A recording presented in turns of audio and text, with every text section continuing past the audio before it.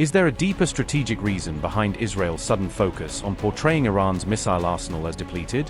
Why is Israel moving quickly to claim that Iran can no longer produce missiles just as the ceasefire timeline begins to narrow? Is this narrative of a complete missile victory being shaped to gain time amid signs of strain in Washington's Iran strategy? And why did claims of Iran's weakened capability surface just hours before fresh assertions from the IRGC about its strength? As Netanyahu declares success, does it align with Iran's recent demonstrations of its missile capabilities? Despite Iran showcasing the scale of its missile capabilities, Israel has presented its own assessment claiming operational success in the conflict. Israeli officials stated that the month-long confrontation inflicted significant damage on Iran's ballistic missile program. Senior military figures in Israel have argued that Tehran's ability to produce new missiles has been substantially weakened. A report by the Times of Israel cited assessments from Tel Aviv to support these claims regarding Iran's capabilities. Israeli intelligence agencies have maintained that the military campaign was necessary to halt further advancement in Iran's weapons systems. According to these estimates, Iran could have expanded its stockpile to nearly 8,000 ballistic missiles if the conflict had not taken place. Israeli officials suggested that such an expansion would have posed a considerable threat to its national security.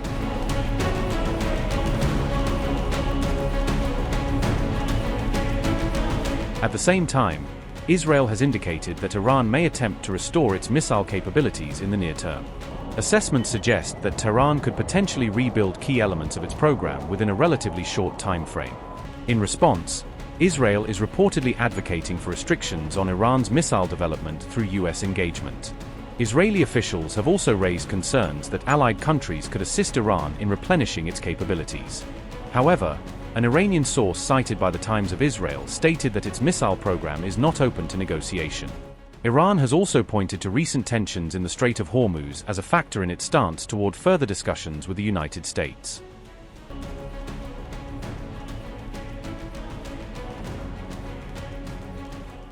Iran released a video on April 19 showing underground missile and drone launchers, signaling that its strategic weapons infrastructure remains active despite weeks of war. The IRGC-linked video portrayed ongoing overhaul and reconstruction work on Iran's missile and drone stockpiles, suggesting Tehran is trying to showcase recovery and resilience during the ceasefire.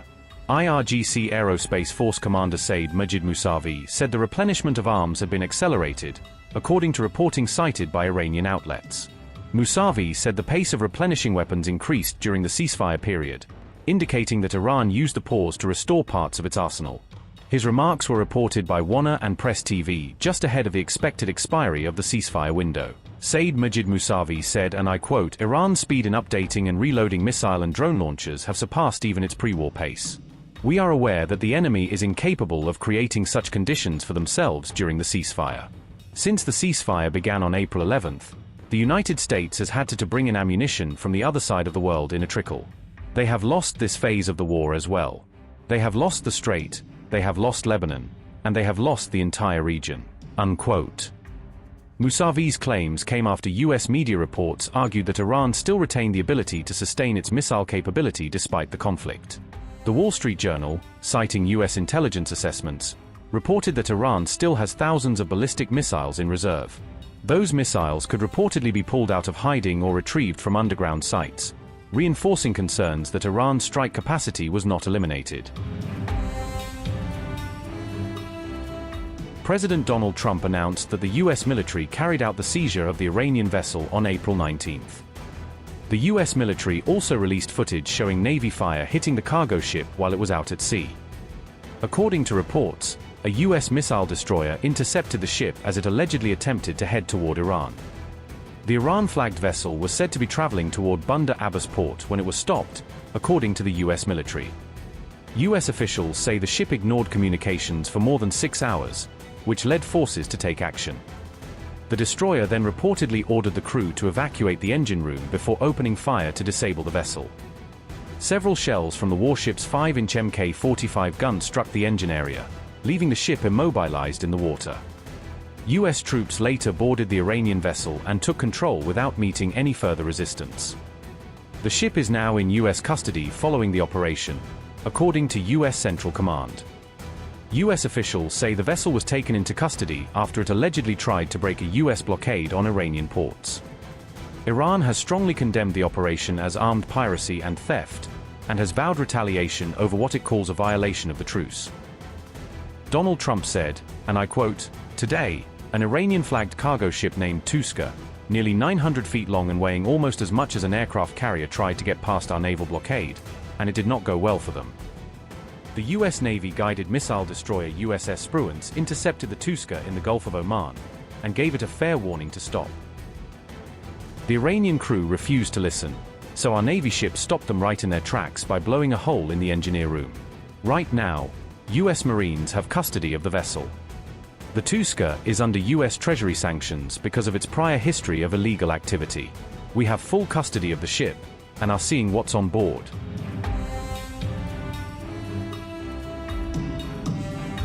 In response, Iranian media said drone attacks were launched targeting U.S. warships operating nearby. Iranian officials described the strikes as direct retaliation for what they called a U.S. act of aggression. Iran strongly condemned the incident and warned that further retaliation against the U.S. would follow. Ibrahim Zolfagari said, and I quote, "The aggressor United States violated the ceasefire and committed maritime piracy by firing at an Iranian merchant ship in the waters of the Sea of Oman and landing a number of its terrorist marines on the deck of the vessel, disabling its navigation system. We warn that the armed forces of the Islamic Republic of Iran will soon respond to this armed piracy and retaliation by the U.S. Army," unquote. The operation comes at a time of fragile ceasefire and growing uncertainty over ongoing diplomatic efforts.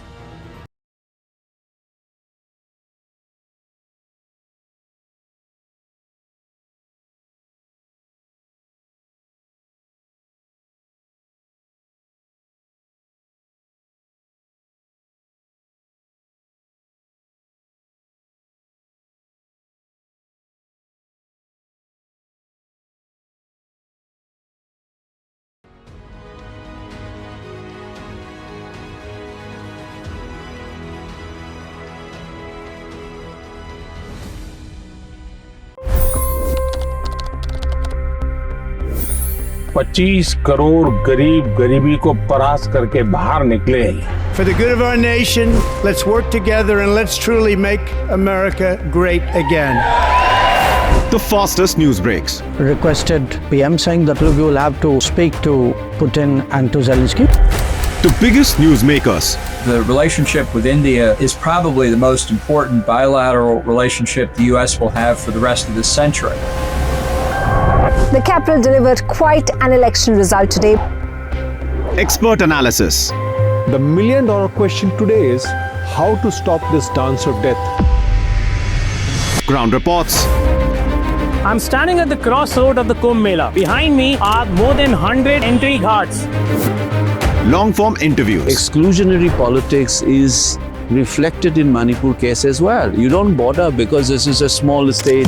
Deep dive into burning issues. It's often said DRC could be the richest country in the whole world. It's because of what sits underneath. Why exactly did the US topple the Sheikh Hasina government?